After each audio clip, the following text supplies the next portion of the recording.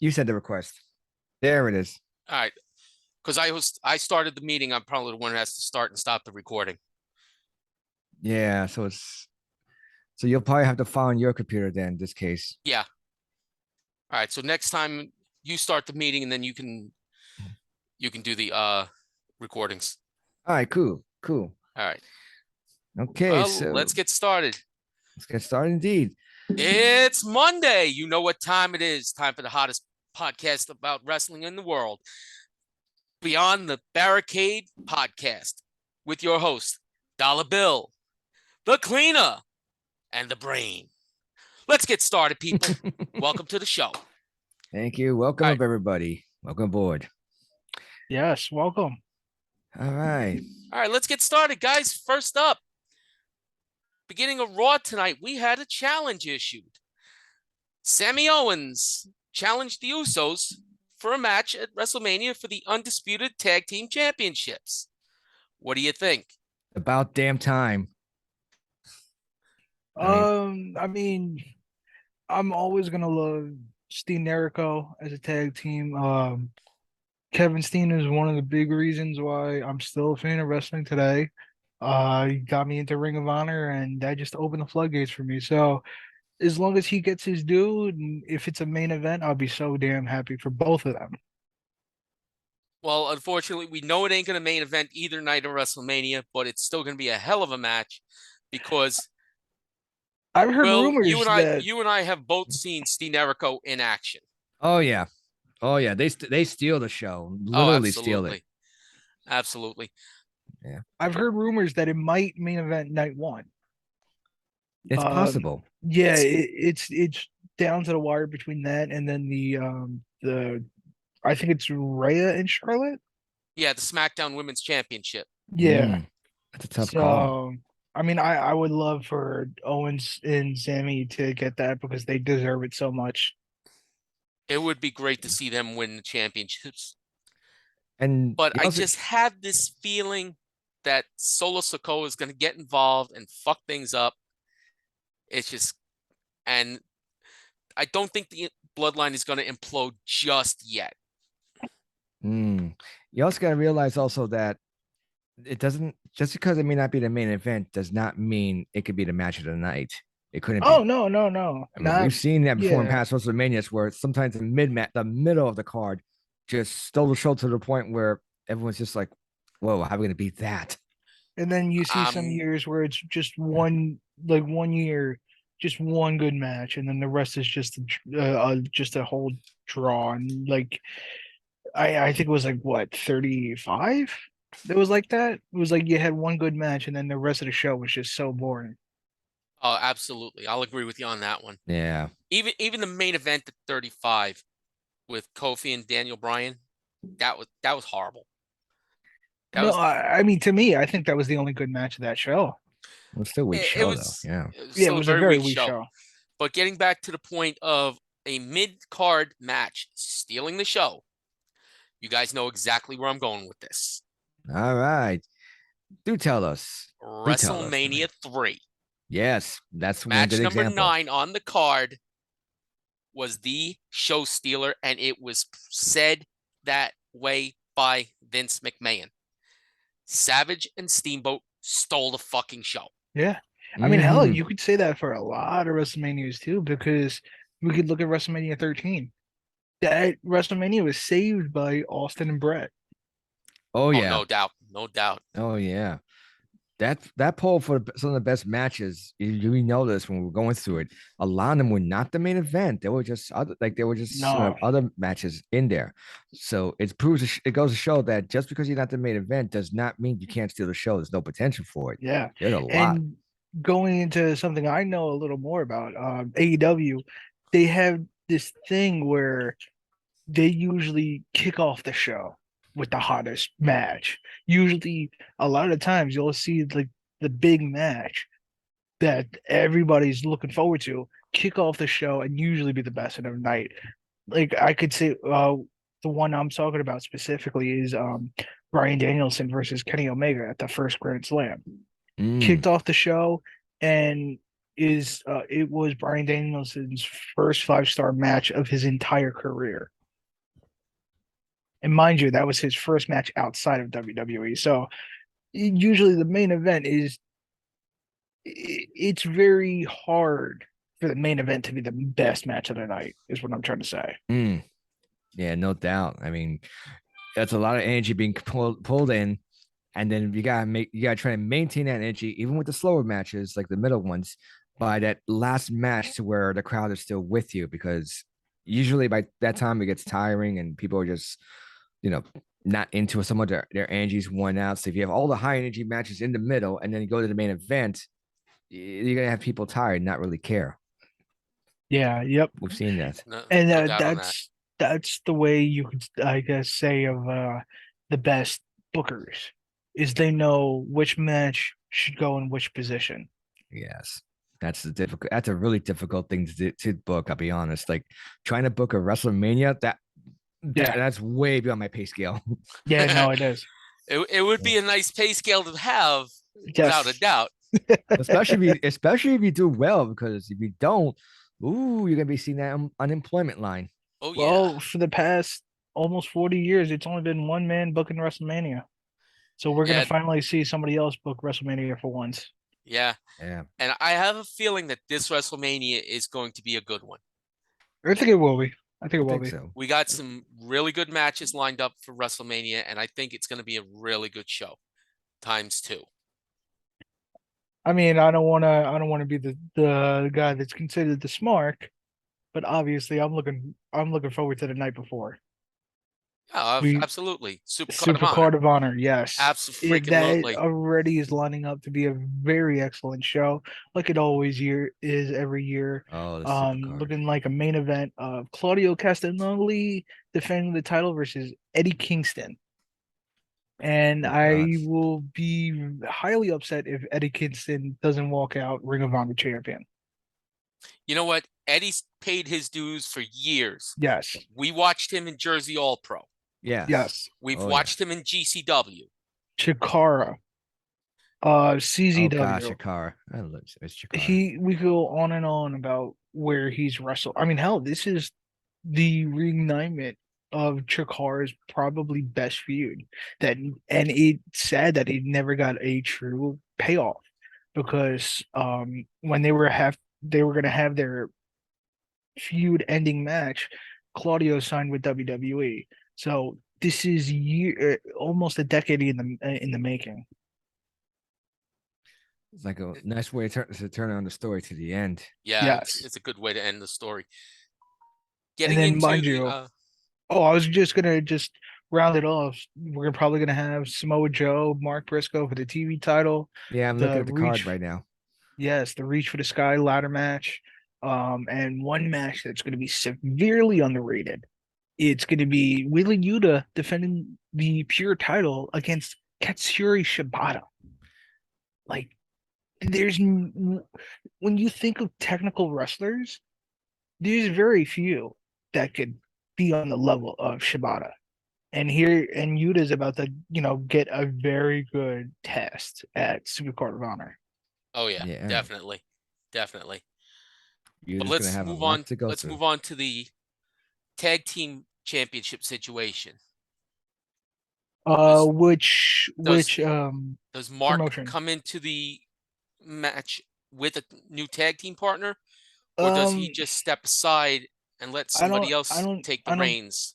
I don't think he pulls double duty because he's already lined up to be the challenger at Super Card of Honor for the TV title against Samoa Joe. Yeah. So right now we're gonna have I believe the two known teams currently is Seidel and Christopher Daniels and Lucha Brothers. There might be a couple of other teams that have been announced. I'm not sure. I'm thinking United Empire might be in it as well. United Empire's Aussie Open. Mm-hmm. I'm not sure who else is currently in the match. Yeah, because I got a couple there. I'm just reading a couple articles, and the only way I see like they're just throwing out possible candidates. I mean, you got Austin, you said Daniels. How about Top Flight? You got Tavern and Bennett. Yeah, I think Top Flight And AR Fox, if it's not happening soon on TV, they're probably gonna have a six-man title match against the Embassy because that's Mm, what they've been booking towards. okay, you got that. And just keep looking through the rest here. I mean,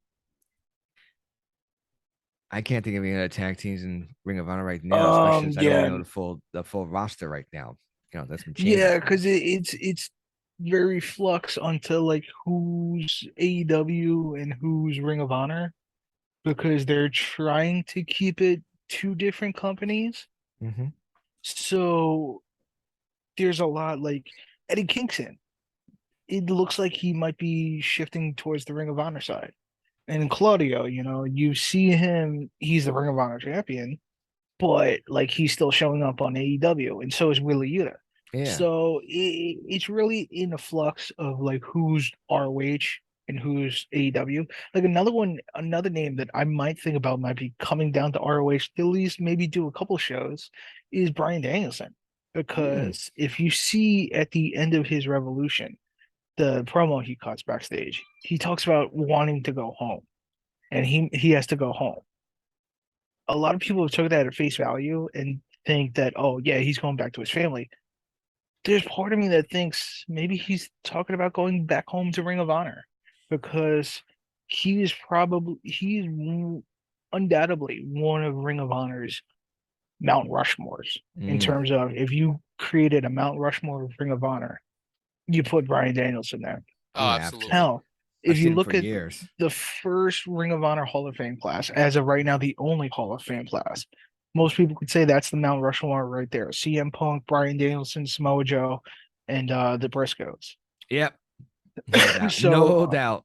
yeah, there's like there's no bigger name in Ring of Honor history, maybe except for the Briscoes in terms of Brian Danielson. So maybe he goes back there. Maybe we see Brian Danielson more in Ring of Honor. I Who I could knows? definitely go with that because I would I love did get to. the, so would I. I would love to see him back in Ring of Honor because we all saw him in Ring of Honor when Ring of Honor just starting out in the early He was in the 2000s. main event of the first show. Oh Hmm. God. Yeah. I remember being at the center at that center in Philly. I remember that place very well. Yeah. And How like about it kills me now, like being such a big Ring of Honor fan now. It kills me to because like I was at Ring of Honor shows when the company was maybe at its lowest, especially 2019.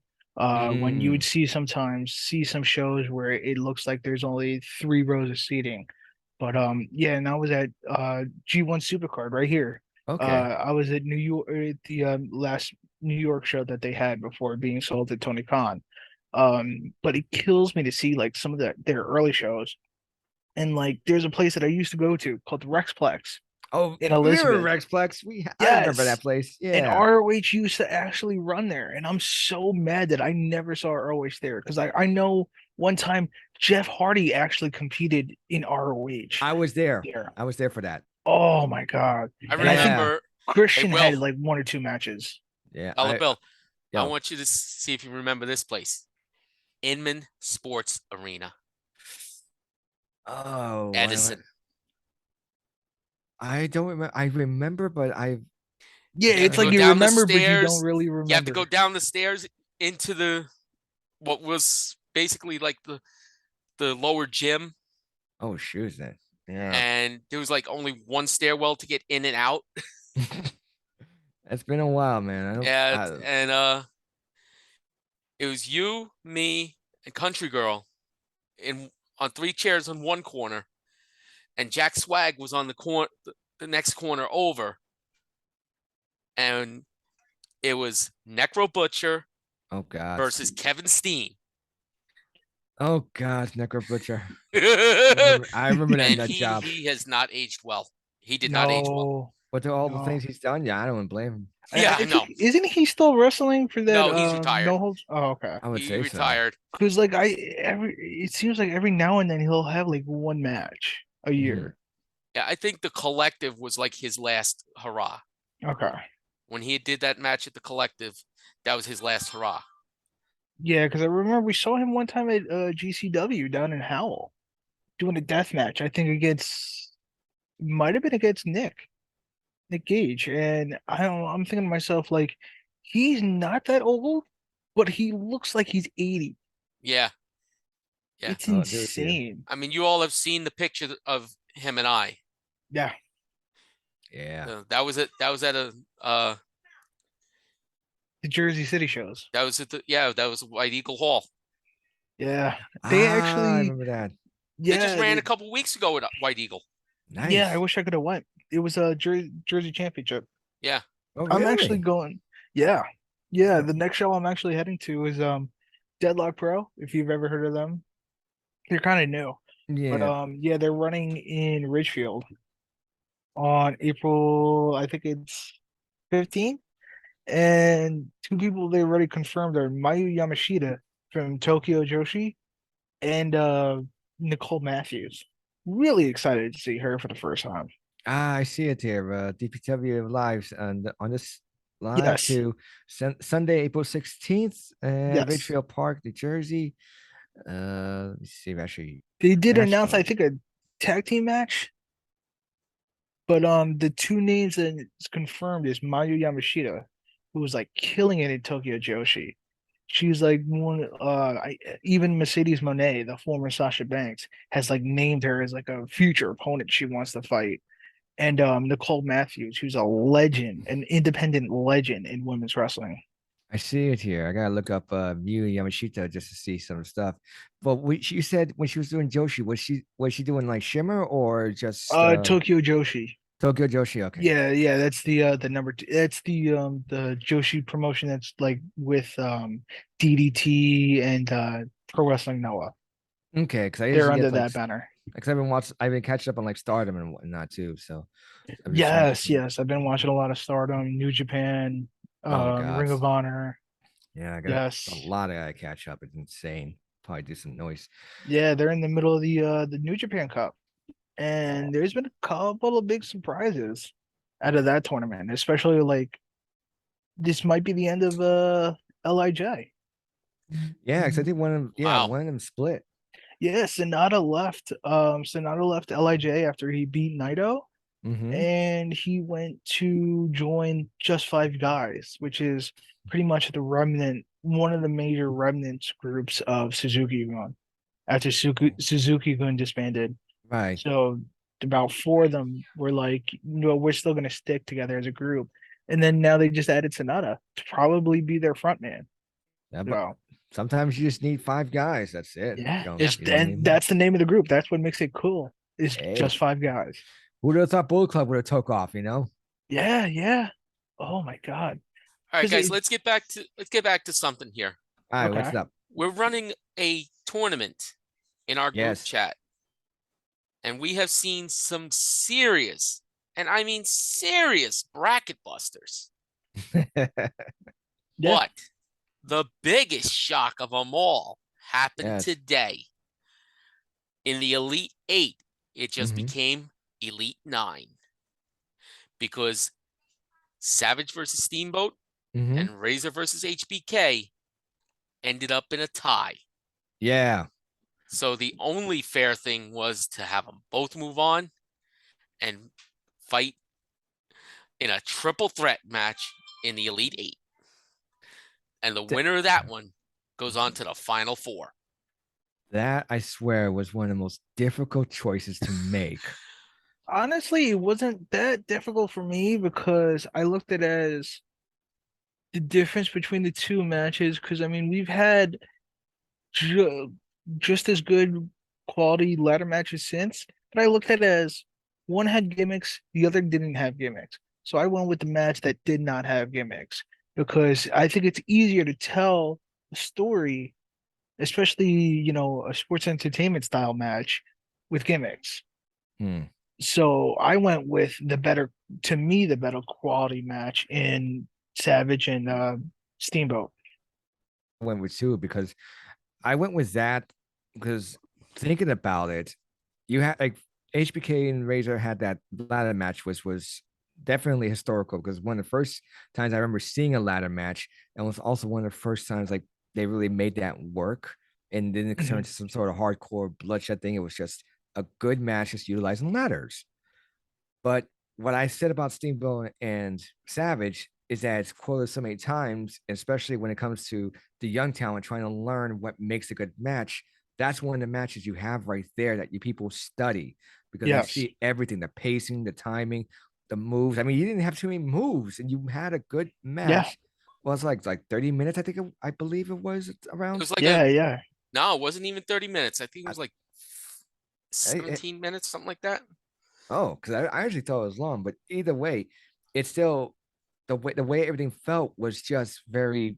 It kept you on your seat because it went so many different ways. Even when reviewing the footage and even reviewing the previous modes, like the WWE 2K modes, where they had that historical match you could play through. Not even 15 minutes, 14 minutes and 35 seconds. Ain't that something? Yeah. Yeah. And it stole the show. Yeah. Not a lot of matches were going, especially in WWF.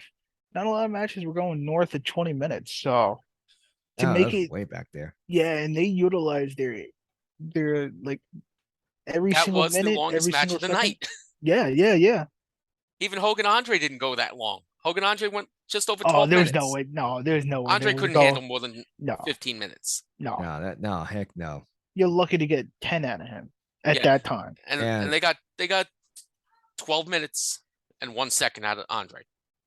That's insane. and Yeah. look at the rest of the card though. It was like kind of okay stuff. I mean, The K-Man versus Orton and Morocco. the only thing I And remember from that show is the I think it's Iron Sheik and Kozlov versus the Killer Volkov. Bees. Volkov. Yeah. Yeah, let's that's see the here. only other thing match I remember from that show. Yeah, and you had Honky Tonk versus Jake the Snake. Yeah, you see the How Volkov and about Iron Hillbilly Sheik. Jim and the midgets versus King Kong Bundy and the midgets? Yeah, pretty much when Bundy just flattened it, was just like that was kind of Yeah. like, what the hell was this? Yeah. You know.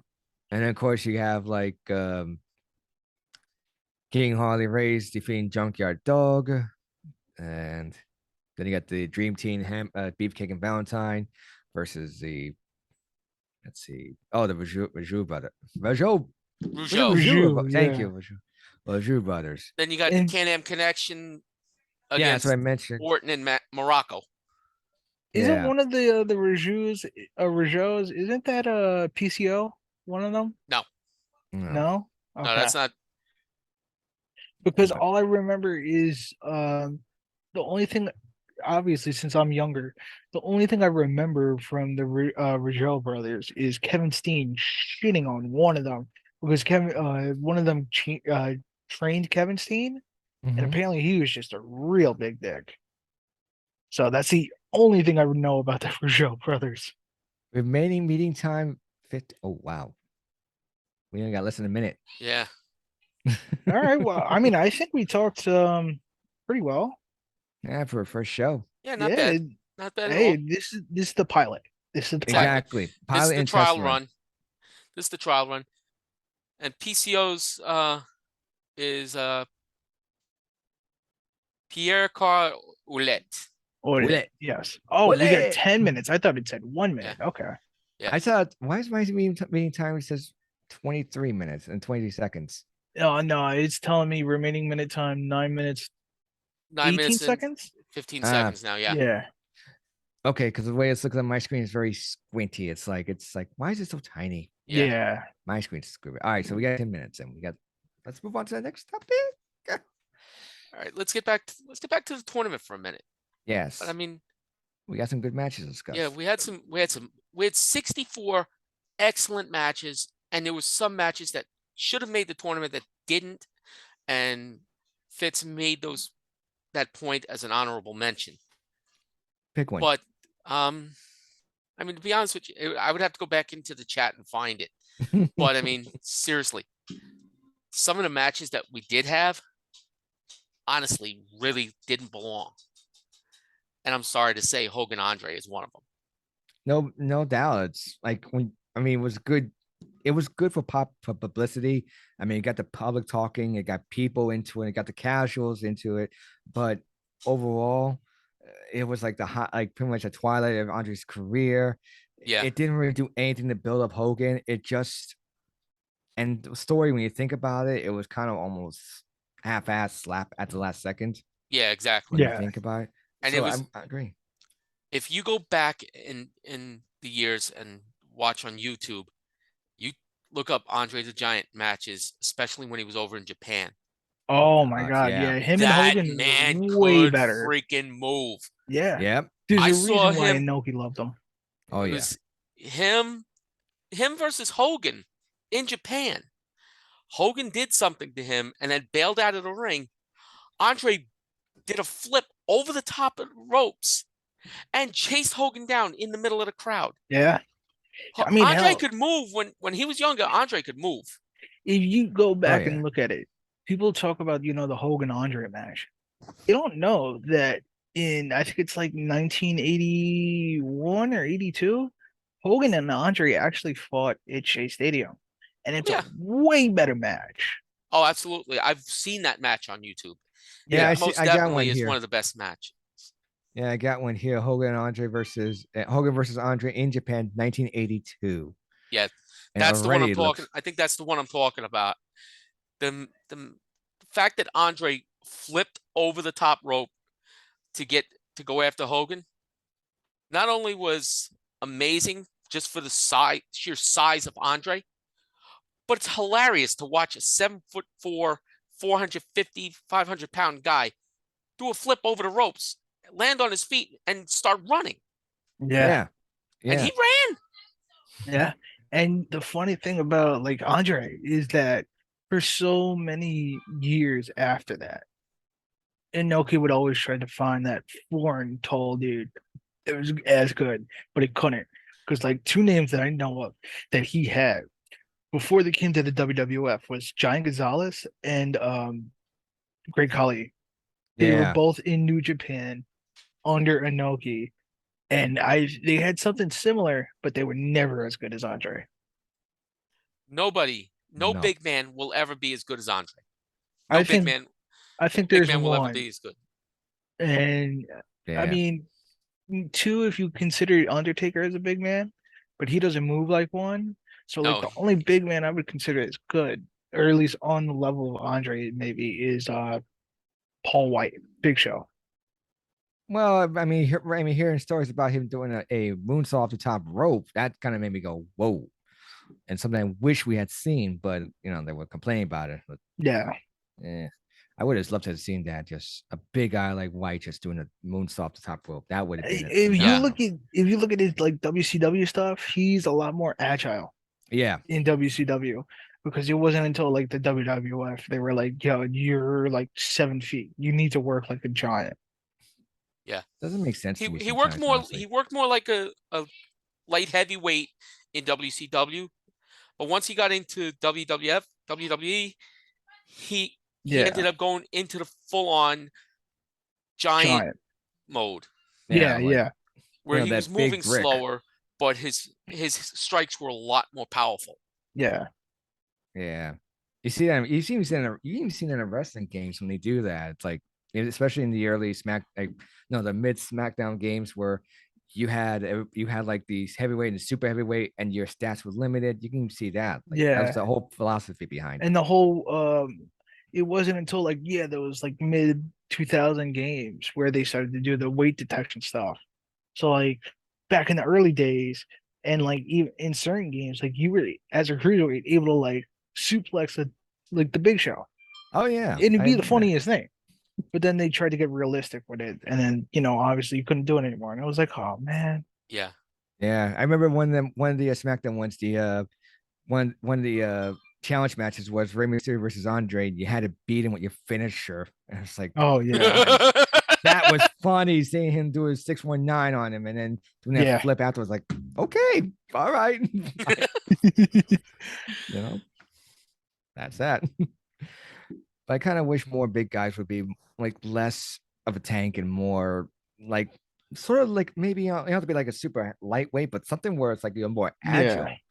Almost Yeah. like the Undertaker is, Mhm. because the Undertaker can move like a lightweight and strike like a super heavyweight. I don't like Can I be even. honest? Mhm. I'm not that going back and looking at it. I'm not that much a fan of Undertaker's work. Like Mhm. so my favorite matches of The Undertaker are, 25, 26, 27, and 28. Those four against Shawn and Triple H. Yeah, those are iconic. Five, like 6 stars. Amazing matches. Yes.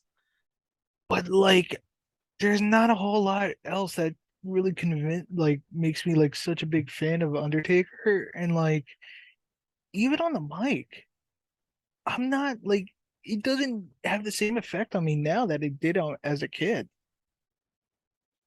Because sometimes you hear what he says and you're like, bro, what are you talking about?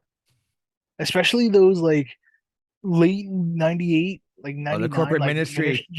corporate Oh, ministry please. taker. That was Oh my without a god. doubt the worst gimmick he ever had. I have to say Yeah. that Ministry. in his career, that was the worst gimmick of all. Blame Vince on That that that one. was even worse than Mean Mark Callis with Eh, his I'll give WCW character. no, I'll give him that one because that's a beginner's gimmick. That's it was Yeah, first that starting out. granted, So but you can't still, really go, you know, like the first timer. But then all right. again, of course, he went to the biker ticket. That was a whole crazy thing. I like I actually the like the American concept of it. Badass.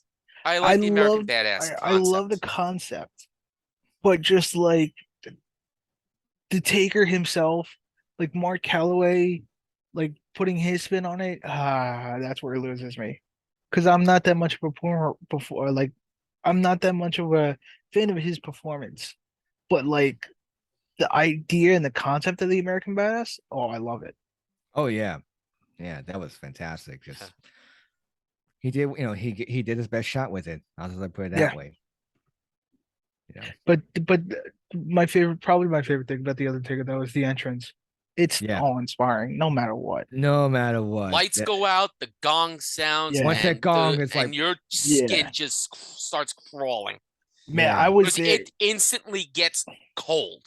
Were you there? Were you guys there for like a WrestleMania entrance you know, I for was, his? Yeah, I was 29. 29, baby. Yeah, I was there, that and was the first time I ever got to see him live I and to see it at not WrestleMania. just the entrance in the arena. I saw him coming out of the locker room. nice. The Just like lights were the on lights in timer. the back went out. Yeah. Like every light in the stadium went out. It was Yep. completely dark, and it was just I was shivering. All We'll right. be right Well, back, you know folks. what? I We think might be that's a right good back. place to end. Yeah. Yeah. All right, So, ladies and gentlemen, thank you for listening. We will see you next time. See you next time. Ciao, Take care. matane.